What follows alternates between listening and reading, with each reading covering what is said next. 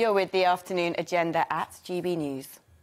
Now, for some women, it is one of the most harrowing experiences of their life, a painfully difficult decision to take.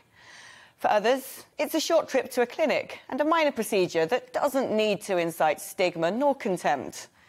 And for some, it is sacrilegious, unconscionable, and always wrong. Of course, I'm talking about abortion. But how does the law embrace all of these viewpoints without ostracising anyone for what is a deeply personal and life-changing choice?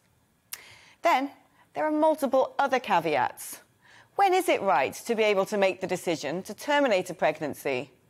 What if the unborn child will be born with a life-changing disability? What if the pregnancy is a result of a sexual attack? What if coming to full term presents a risk to the mother's health? What if the father shirks all responsibility, leaving the woman to try to bring up the child completely alone?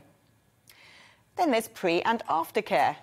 Should women be made to wait a fortnight to contemplate their decision or get counselling after it? Why, for thousands of women, is it a secret trip to a Mary Stopes clinic and something they are ashamed to admit?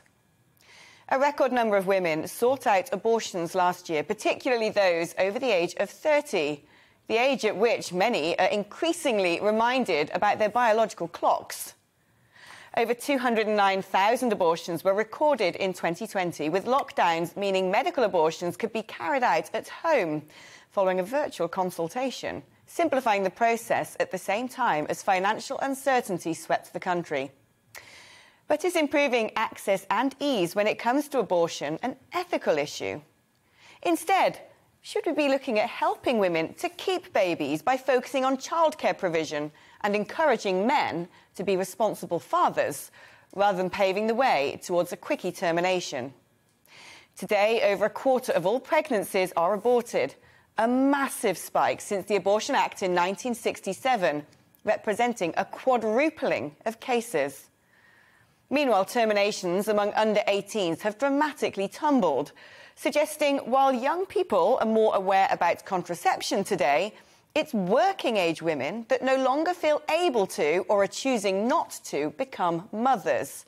A damning indictment, some might say, of failing government policy on supporting women and the family. Abortion has always been contentious, and today it's no different. In some cultures, babies are killed simply for being female. In many countries, terminations are still illegal. So what's the situation here? Well, at present, there are 3 amendments being tabled to update the Abortion Act, bringing down the time limits from 24 weeks to 22 weeks, outlawing sex-selective abortion and making the abortion term limit on babies with disabilities the same as for babies without disabilities. Almost always, this debate happens within the framework of the woman's agency over her body.